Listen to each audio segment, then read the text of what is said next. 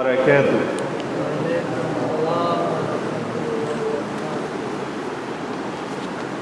الحمد لله نحمده ونستعينه ونستغفره ونؤمن به ونتوكل عليه ونعوذ بالله من شرور أنفسنا ومن سيئات أعمالنا من يهده الله فلا مضل له ومن يضلل فلا هادي له ونشهد أن لا إله إلا الله وحده لا شريك له ونشهد أن سيدنا وحبيبنا ومولانا محمدا عبد الله ورسوله الذي أرسله بالحق بشيرا ونذيرا وداعيا إلى الله بإذنه وسراجا منيرا.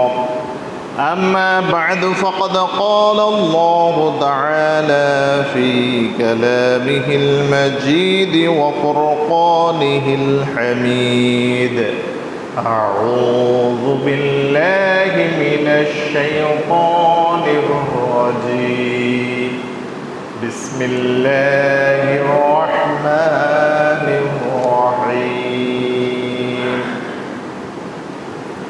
والذي بعث في الأميين رسولا منهم يتلو عليهم آياته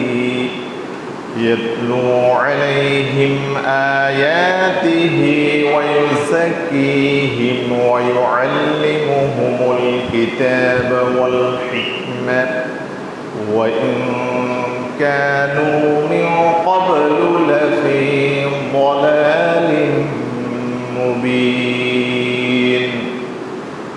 إن الله وملائكته يصلون على النبي يا أيها الذين آمنوا صلوا عليه وسلموا تسليما. صلى الله على سيدنا محمد وآله وأصحابه وسلم.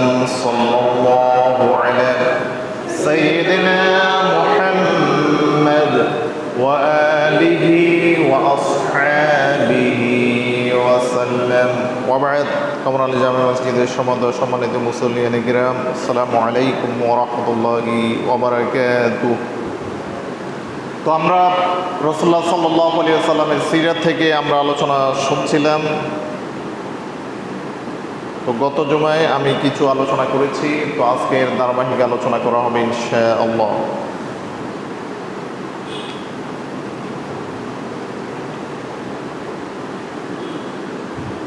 মুহাম্মদুর রাসূলুল্লাহ সাল্লাল্লাহু আলাইহি ওয়াসাল্লামকে আল্লাহ সুবহানাহু ওয়া তাআলা সমগ্র সৃষ্টির উপর শ্রেষ্ঠত্ব দান করেছেন। কিয়ামত পর্যন্ত রাসূলুল্লাহ সাল্লাল্লাহু আলাইহি ওয়াসাল্লামের নাম স্মরণ করা যে আল্লাহ সুবহানাহু ওয়া তাআলা মুসলমানদের জন্য বাধ্য করে দিয়েছেন।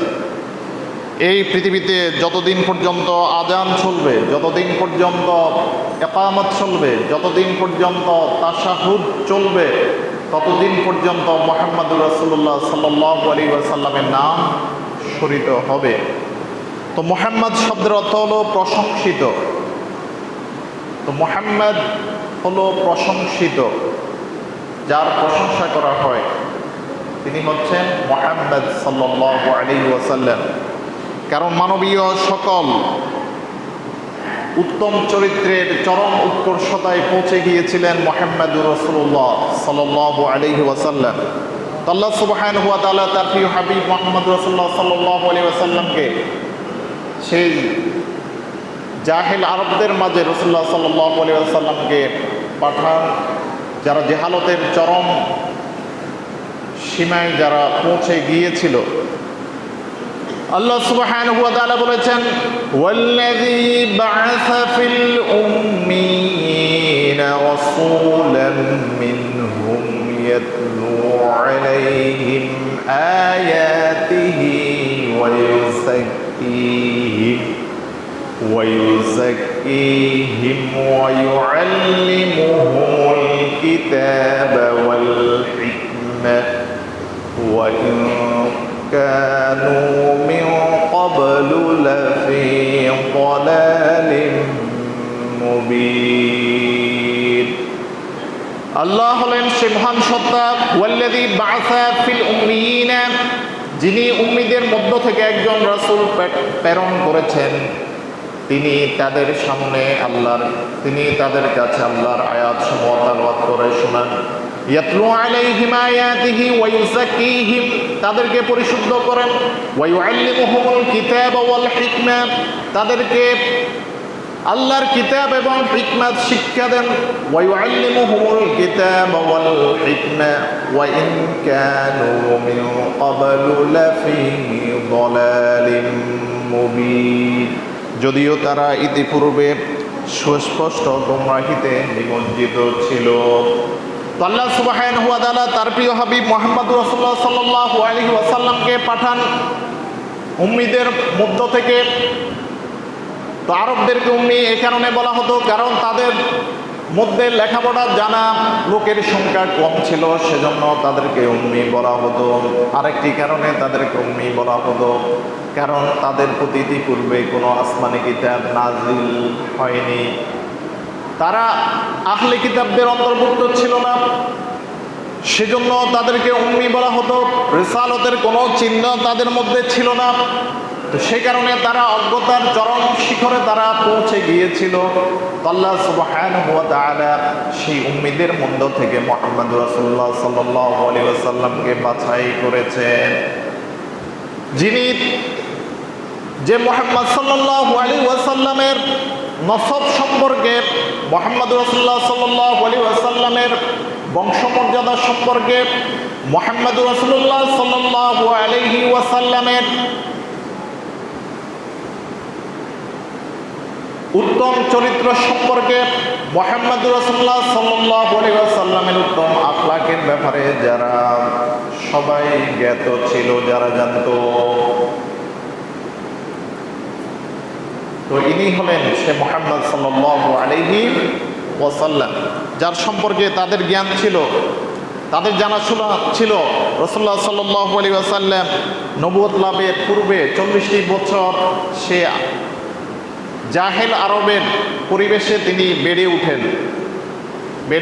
উঠেন। আল্লাহ সুবহানাহু ওয়া তাআলা অবশেষে তাকে পয়গম্বর হিসেবে বাছাই করেছেন, তাকে নবুয়ত দান করেছেন 40 বছরে উপনীত হওয়ার পরে। তো এরপরে এই মুহাম্মদ সাল্লাল্লাহু আলাইহি ওয়াসাল্লাম কি করতেন? সে আরবদেরকে ইয়াতলু আলাইহিম আয়াতিহি, আল্লাহর আয়াতগুলো তাদেরকে শোনাতেন। ইয়াতলু আলাইহিম আয়াতিহি ওয়া ইউযাক্কিহিম, এবং তাদেরকে পরিশুদ্ধ করতেন। আল্লাহর আয়াতগুলো তাদেরকে তেলাওয়াত করে শোনাতেন। ওয়া ইউযাক্কিহিম, এবং তাদেরকে পরিশুদ্ধ করতেন, তাদেরকে উন্নত চরিত্র শিক্ষা দিতেন, তাদেরকে নিকৃষ্ট চরিত্র থেকে তাদেরকে বারণ করতেন। ওয়ায়ুযাক্কিহিম ওয়া ইউআল্লিমুহুমুল কিতাবা ওয়াল হিকমা, এবং তাদেরকে আল্লাহর কিতাব আল কোরআন শিক্ষা দিতেন। ওয়া ইউআল্লিমুহুমুল কিতাবা ওয়াল হিকমা, তাদেরকে হিকমা প্রজ্ঞা শিক্ষা দিতেন। তো যেই আরবরা এক সময় ছিল জাহেল, তো যখন আল্লাহ সুবহানাহু ওয়া তাআলা আখিরি নবী মুহাম্মদ রাসূলুল্লাহ সাল্লাল্লাহু আলাইহি ওয়াসাল্লামকে পাঠানোর মাধ্যমে তাদের তালিম তারবিয়তের ব্যবস্থা করেন, তখন তারা হয়ে ওঠে এই পৃথিবীর সবচেয়ে জ্ঞানী জাতিতে তারা পরিণত হয়। যেই আরবদের নীতি নৈতিকতা বলতে কিছুই ছিল না, তো রাসূলুল্লাহ সাল্লাল্লাহু আলাইহি ওয়াসাল্লামের ছোঁয়ায় তারা উত্তম চরিত্রের উন্নত শিখরে তারা পৌঁছে যায়। পৃথিবীর মানুষের জন্য তারা সর্বোত্তম আদর্শে তারা পরিণত হয়ে যায়। সুবহানাল্লাহ বলেন। তো কার ছোঁয়ায়? মুহাম্মদুর রাসূলুল্লাহ সাল্লাল্লাহু আলাইহি ওয়াসাল্লামের ছোঁয়ায়, মুহাম্মদুর রাসূলুল্লাহ সাল্লাল্লাহু আলাইহি ওয়াসাল্লামের সংস্পর্শে এসে। তো ইতিপূর্বে তারা গোমরাহির চরম শিখরে তারা নিমজ্জিত ছিল। তারা বৃক্ষ পূজা করত, তারা মূর্তি পূজা করত, তারা দেবদেবী পূজা করত। তো এভাবে তারা তাদের মন গড়া কিছু উপাস্য বানিয়ে নিয়ে তাদের পূজা করত। তাহলে জেহালতের চরম নিকৃষ্ট স্তরে তারা পৌঁছে গিয়েছিল। মুহাম্মদ রাসূলুল্লাহ সাল্লাল্লাহু আলাইহি ওয়াসাল্লামের মাধ্যমে আল্লাহ সুবহানাহু ওয়া তাআলা তাদেরকে সিরাতুল মুস্তাকিমের পথ প্রদর্শন করেন, ইসলামের পথ তাদেরকে দেখিয়ে দেন।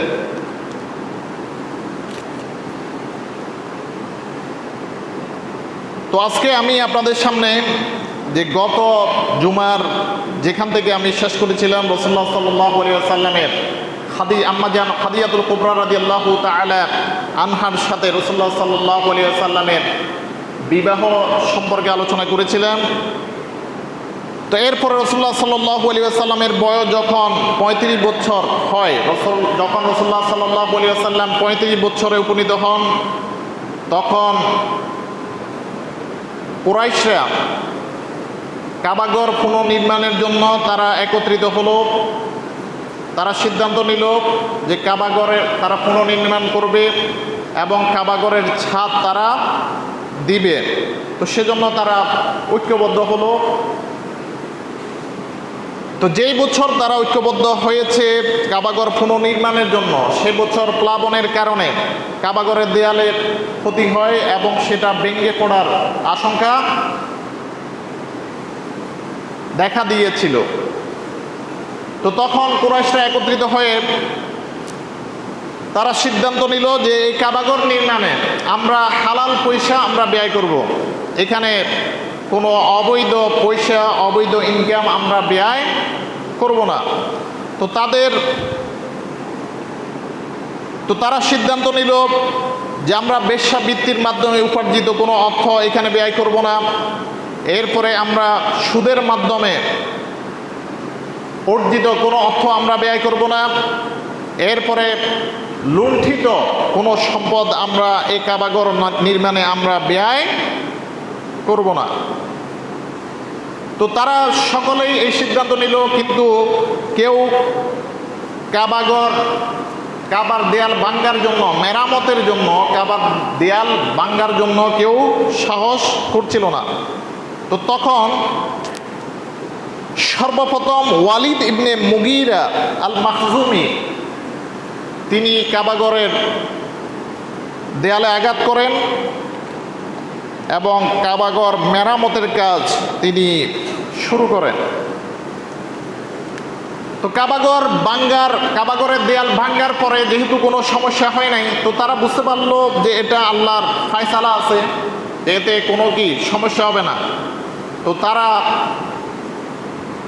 তো কুরাইশরা দ্বিতীয় দিন তারা কাবাঘর মেরামতের উদ্দেশ্যে কাবাঘরের দেয়াল ভাঙ্গার কাজ তারা শুরু করলো। তো তারা ভাঙতে ভাঙতে হযরত ইব্রাহিম আলাইহিস সালামের ভিত্তি পর্যন্ত তারা পৌঁছে যায়।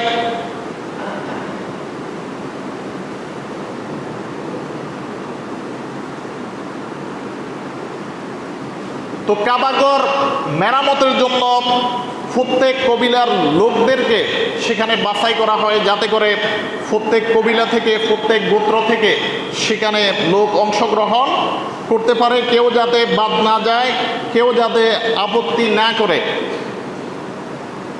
তো এই কাবাঘর নির্মাণের তত্ত্বাবধানের দায়িত্ব ছিল রোমীয় নির্মাতা বাকুমের অধীনে কুরাইশরা এই নির্মাণ কাজে তারা অংশগ্রহণ করেছিল। তো এক পর্যায়ে যখন তারা হাজরে আসওয়াদ পর্যন্ত যখন তারা পৌঁছল,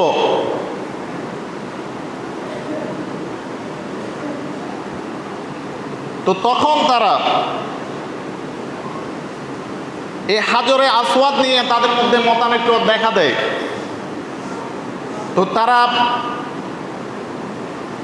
তো কাবাঘর ভাঙ্গার পরে প্রত্যেক গোত্রের থেকে লোকেরা অংশগ্রহণ করে কাবাঘরের নির্মাণ কাজ তারা শুরু করলো।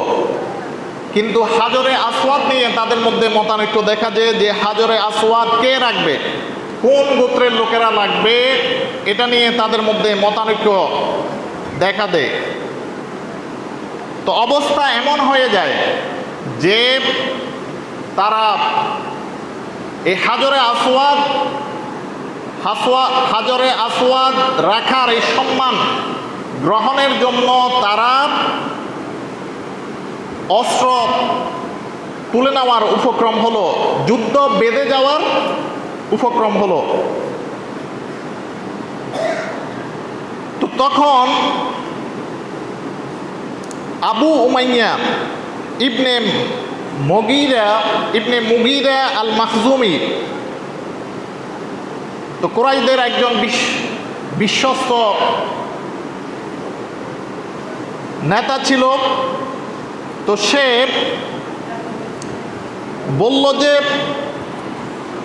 আগামীকাল সকালে যেই ব্যক্তি মসজিদে হারামে প্রথম প্রবেশ করবে তিনি এর সুরাহা করবেন তিনি। তো আল্লাহ সুবহানাহু ওয়া তাআলার ফয়সালায় ওই দিন সকালে সর্বপ্রথম মসজিদে হারামে প্রবেশ করেন মুহাম্মদুর রাসূলুল্লাহ সাল্লাল্লাহু আলাইহি ওয়াসাল্লাম। তো রাসূলুল্লাহ সাল্লাল্লাহু আলাইহি ওয়াসাল্লামকে প্রবেশ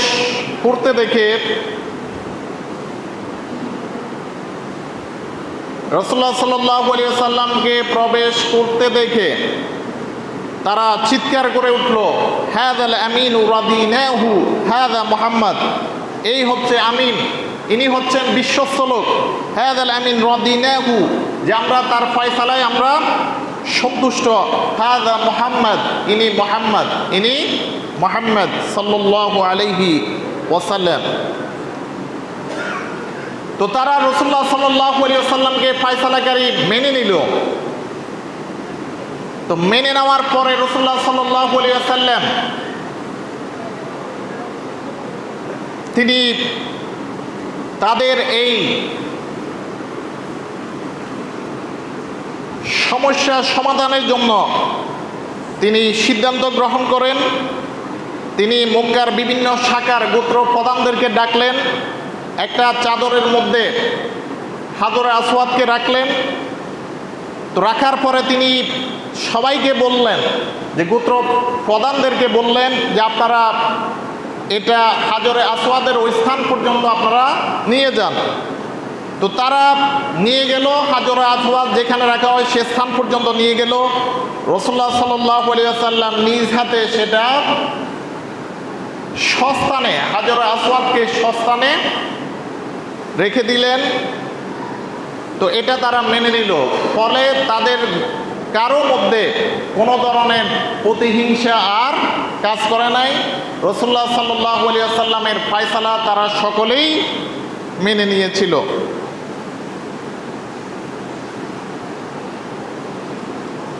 তো কাবাঘর নির্মাণ করতে গিয়ে আর এক পর্যায়ে আরবদের, কুরাইশদের যে তাদের যে সিদ্ধান্ত ছিল তারা এখানে কোনো হারাম টাকা ব্যয় করবে না, কোনো হারাম টাকা এই কাবাঘর নির্মাণে তারা ব্যয় করবে না।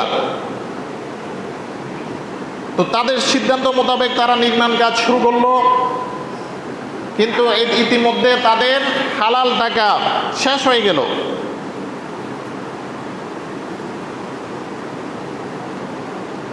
ফলে উত্তর দিক থেকে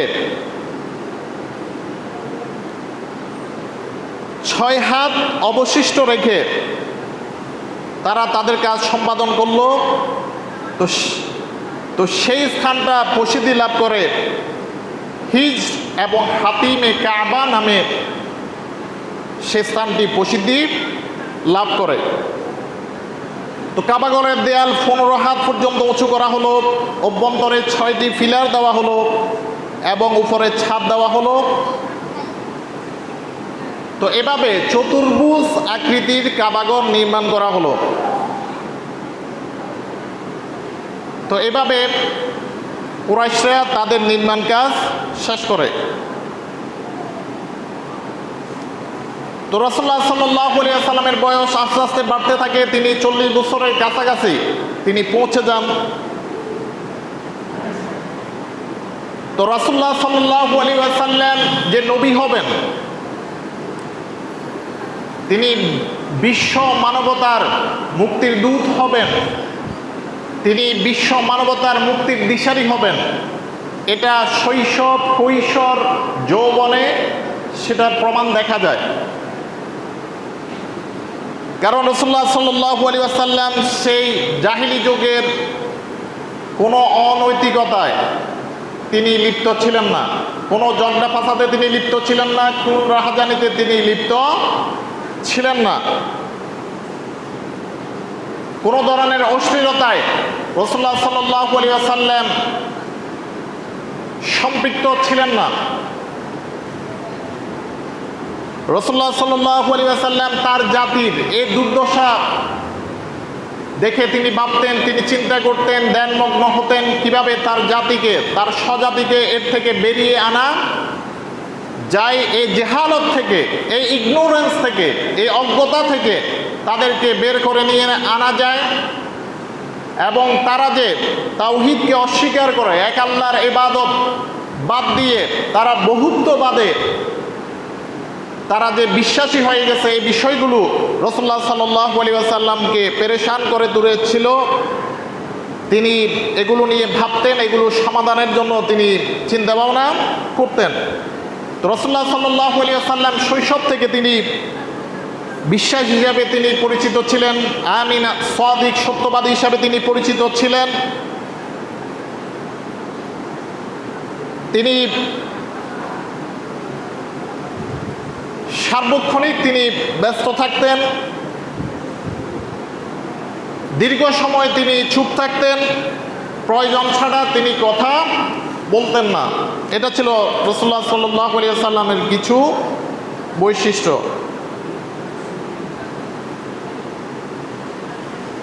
তো এই কাবাঘর নির্মাণ কাজে রাসূলুল্লাহ সাল্লাল্লাহু আলাইহি ওয়াসাল্লাম অংশগ্রহণ করেছিলেন। এখানে একটা ঘটনা বুখারী শরীফের মধ্যে বর্ণিত হয়েছে যে যখন কাবাঘরের নির্মাণ কাজ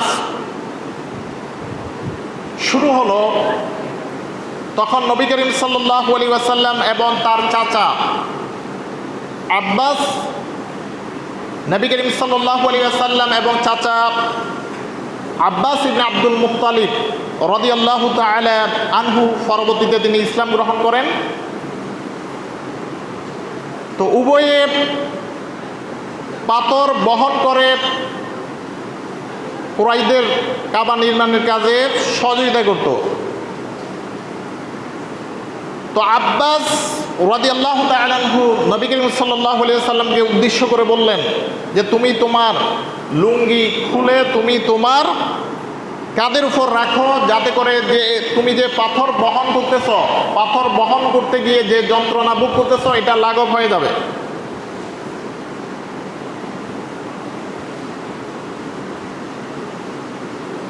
তো যখন আব্বাস রাদিয়াল্লাহু তাআলা নির্দেশ মোতাবেক রাসূলুল্লাহ সাল্লাল্লাহু আলাইহি ওয়াসাল্লাম এই কাজটা করতে গেলেন, তিনি বেহুশ হয়ে গেলেন।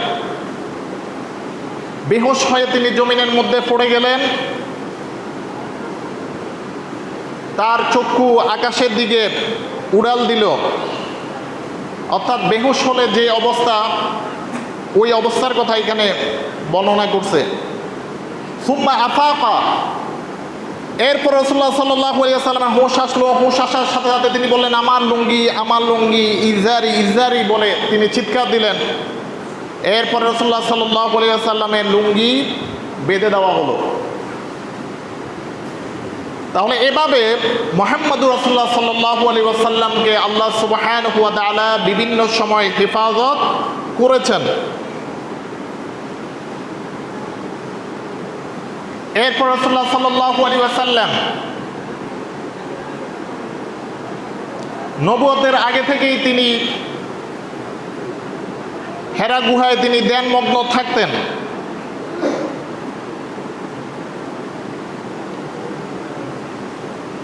তিনি সমাজ পরিবর্তনের জন্য তিনি চিন্তা করতেন, সমাজ সংস্কারের জন্য তিনি চিন্তা করতেন।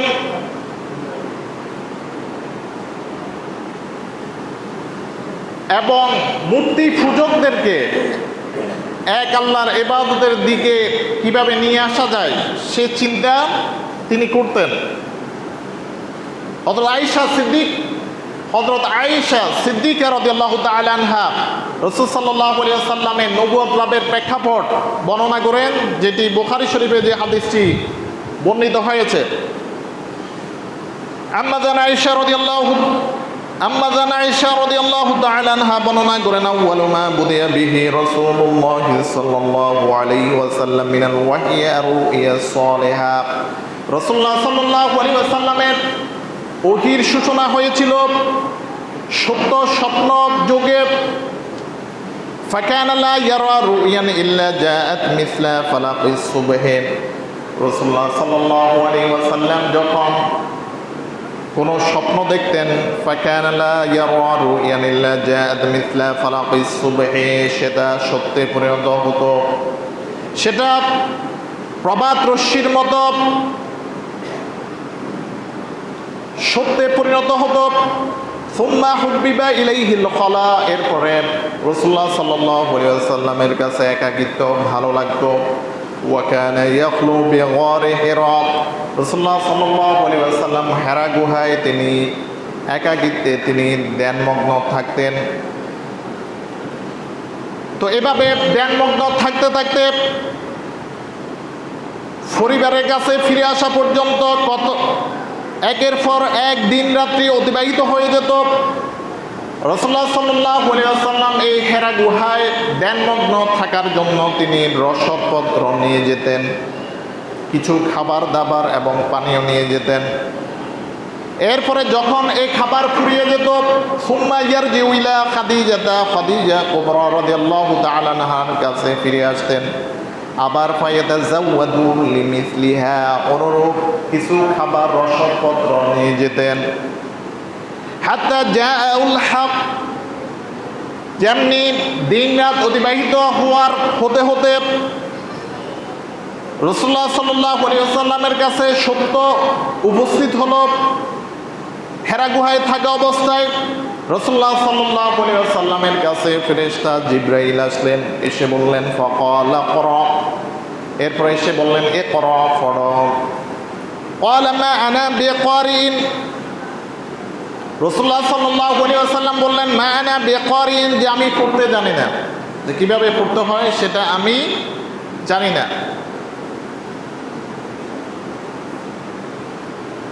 ক্বালা, রাসূলুল্লাহ সাল্লাল্লাহু আলাইহি ওয়াসাল্লাম বললেন ফাআখাযানি ফাগাত্তানি হাত্তা বালাগা মিন্নিল জুহদু, জিবরাইল আলাইহিস সালাম আমাকে ধরলেন, আমাকে চেপে ধরলেন। হাত্তা বালাগা মিন্নিল জুহদু, এতে করে আমার কষ্ট হলো। হাত্তা বালাগা মিন্নিল জুহদু সুম্মা আরসালানি, এরপরে আমাকে আবার ছেড়ে দিলেন। সুম্মা আরসালানি ফাকালা ইকরা, এরপরে আবার বললেন ইকরা, পড়ো। কুলতু, আমি বললাম মা আনা বিকারিন, যে আমি পড়তে জানি না। এরপরে রাসূলুল্লাহ সাল্লাল্লাহু আলাইহি ওয়াসাল্লাম আবার বললেন ফাআখাযানি ফাগাত্তানি, যে জিবরাইল আলাইহিস সালাম আবার আমাকে চেপে ধরলেন, এতে করে আবার আমার কষ্ট হলো, আবার ছেড়ে দিলেন। আবার জিবরাইল আলাইহিস সালাম বললেন ইকরা, তুমি পড়ো। এরপরে ফাকুলতু, রাসূলুল্লাহ সাল্লাল্লাহু আলাইহি ওয়াসাল্লাম বললেন আমি বললাম যে আমি পড়তে পারি না। তো তৃতীয়বার এভাবে করার পরে চতুর্থবারে গিয়ে জিবরাইল আলাইহিস সালাম বললেন ফাকালা ইকরা বিসমি রাব্বিকাল্লাযী খলাকাল, সবাই পড়েন ইকরা বিসমি রাব্বিকাল্লাযী খলাকাল ইনসানা মিন আলাক, ইকরা ওয়া রাব্বুকাল আকরাম আল্লাযী আল্লামা বিল কলম আল্লামাল ইনসানা মা লাম ইয়ালাম। তো জিবরাইল আলাইহিস সালাম যখন আল্লাহর নামে পড়তে বললেন, রাসূলুল্লাহ সাল্লাল্লাহু আলাইহি ওয়াসাল্লাম পড়া শুরু করলেন। আল্লাহ সুবহানাহু ওয়া তাআলা সর্বপ্রথম এই 5টি আয়াত জিবরাইল আলাইহিস সালামের মাধ্যমে হেরা গুহায় রাসূলুল্লাহ সাল্লাল্লাহু আলাইহি ওয়াসাল্লামের উপর নাযিল করলেন। ইকরা, তুমি পড়ো, বিসমি রাব্বিকা, পড়ো তোমার রবের নামে, আল্লাযী খলাক, যিনি সৃষ্টি করেছেন, খলাকাল ইনসানা মিন আলাক, যিনি জমাটবদ্ধ রক্তবিন্দু থেকে সৃষ্টি করেছেন। ইকরা ওয়া রাব্বুকাল আকরাম, পড়ো তোমার রব মহিমান্বিত। আল্লাযী আল্লামা বিল কলম, যিনি কলম দিয়ে শিক্ষা দিয়েছেন। আল্লামাল ইনসানা মা লাম ইয়ালাম, আল্লামাল ইনসানা মা লাম ইয়ালাম, মানুষকে এমন জিনিস শিক্ষা দিয়েছেন যা সে জানতো না।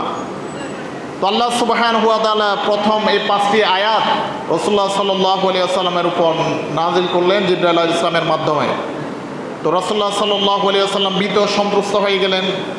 ফারাজা বিহা রাসূলুল্লাহ সাল্লাল্লাহু আলাইহি ওয়াসাল্লাম ইয়ারজুফু ফুয়াদুহু, রাসূলুল্লাহ সাল্লাল্লাহু আলাইহি ওয়াসাল্লাম ভীত সন্ত্রস্ত অবস্থায় খাদিজাতুল কুবরা রাদিয়াল্লাহু তাআলা আনহার কাছে ফিরে আসলেন। এসে বললেন, জাম্মিলুনি জাম্মিলুনি, যে আমাকে কম্বল দ্বারা আচ্ছাদিত করো, আমাকে কম্বল দ্বারা আচ্ছাদিত করো, বস্ত্র দ্বারা বস্ত্রাবৃত করো। তো হযরত খাদিজাতুল কুবরা রাদিয়াল্লাহু তাআলা আনহা তাই করলেন। তো এতে করে রাসূলুল্লাহ সাল্লাল্লাহু আলাইহি ওয়াসাল্লাম যে ভয় পেয়েছিলেন সেটা কেটে গেল।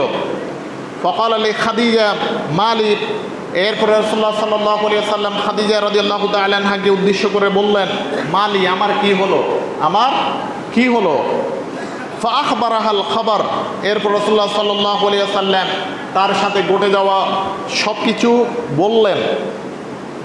খাদিজাতুল কুবরা রাদিয়াল্লাহু তাআলা আনহাকে বললেন, লাকাদ খাশিতু আলা নাফসি, যে আমি আমার জীবনের ব্যাপারে আশঙ্কা বোধ করছি। লাকাদ খাশিতু আলা নাফসি। ফাকালাত খাদিজা রাদিয়াল্লাহু তাআলা আনহা বললেন, কাল্লা, কখনো নয়,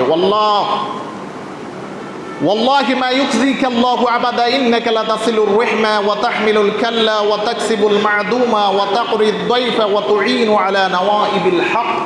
কখনো নয়, আল্লাহ আপনাকে কখনো লাঞ্ছিত করবেন না। ওয়াল্লাহি মা ইউখজিকা আল্লাহু আবাদা ইন্নাকা লাতাসিলুর রাহমা, নিশ্চয়ই আপনি আত্মীয়তার সম্পর্ক বজায় রাখেন। ওয়া তাহমিলুল কাল্লা, অসহায় দুস্থ মানবতার বার আপনি বহন করেন। ওয়া তাকসিবুল মা'দুমা, নিঃস্বদের আপনি সহযোগিতা করেন। ওয়া তাকরিদ দাইফা, মেহমানদারি করেন। ওয়া তুঈনু আলা নওয়াইবিল হক, এবং সত্য পথের পথিকদেরকে আপনি সহযোগিতা করেন। ফানতালাকাত বিহি খাদিজা, এরপরে রাসূলুল্লাহ সাল্লাল্লাহু আলাইহি ওয়াসাল্লামকে নিয়ে খাদিজাতুল কুবরা রাদিয়াল্লাহু তাআলা আনহা তার চাচাতো ভাই ওয়ারাকা ইবনে নওফলের কাছে গেলেন। তো সেখানে গিয়ে ওয়ারাকা ইবনে নওফলকে রাসূলুল্লাহ সাল্লাল্লাহু আলাইহি ওয়াসাল্লামের সাথে ঘটে যাওয়া সব কিছু জানালেন। তো ওয়ারাকা ইবনে নওফল রাসূলুল্লাহ সাল্লাল্লাহু আলাইহি ওয়াসাল্লাম থেকে সব কিছু জেনে নিলেন যে কি ঘটেছিল হেরা গুহায় তার সাথে। তো ওয়ারাকা ইবনে নওফল যেহেতু পূর্বেকার আসমানি কিতাবগুলোর উপর তার পড়াশোনা ছিল, তার জানাশোনা ছিল, তো সেজন্য তিনি এই আলামত চিহ্ন দেখে বুঝতে পারলেন যেই ফেরেশতা এসেছিলেন সেই ফেরেশতা হচ্ছে জিবরাইল আলাইহিস সালাম, যিনি ইতিপূর্বে মূসা আলাইহিস সালামের কাছে এসেছেন।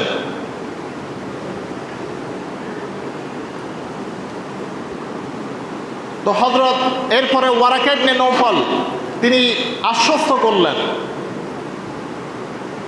যে রাসূলুল্লাহ সাল্লাল্লাহু আলাইহি ওয়াসাল্লামের রিসালাতের বিষয়ে তিনি খুশখবরই জানিয়ে দিলেন এবং তাকে অভয় দিলেন যে আমি যদি জীবিত থাকি, যেই দিন তোমার স্বজাতির লোকেরা তোমাকে নিজের জন্মভূমি থেকে বিতাড়িত করবে, সেই দিন পর্যন্ত আমি যদি জীবিত থাকি তাহলে অবশ্যই আমি তোমাকে সাহায্য করব। কারণ ইতিপূর্বে যার আগমন ঘটেছে, যে সমস্ত পয়গম্বরদের এই পৃথিবীতে আগমন ঘটেছে, সবার সাথে এরকম দুশমনি করা হয়েছে। তো আমি যদি সেই সময় যদি আমি জীবিত থাকি তাহলে অবশ্যই আমি তোমাকে সহযোগিতা করব। এরপরে এর কিছুদিন পরে ওয়ারাকা ইবনে নওফল ইন্তেকাল করেন এবং ওহী নাজিল বন্ধ থাকে কিছু সময়। তো এভাবে রাসূলুল্লাহ সাল্লাল্লাহু আলাইহি ওয়াসাল্লামের প্রতি প্রথম ওহী নাজিল করা হয়। তো আজকে আমার আলোচনা আমি এখানে শেষ করব। ওয়ামা তাওফীকি ইল্লা বিল্লাহ। আসসালামু আলাইকুম ওয়া রাহমাতুল্লাহ।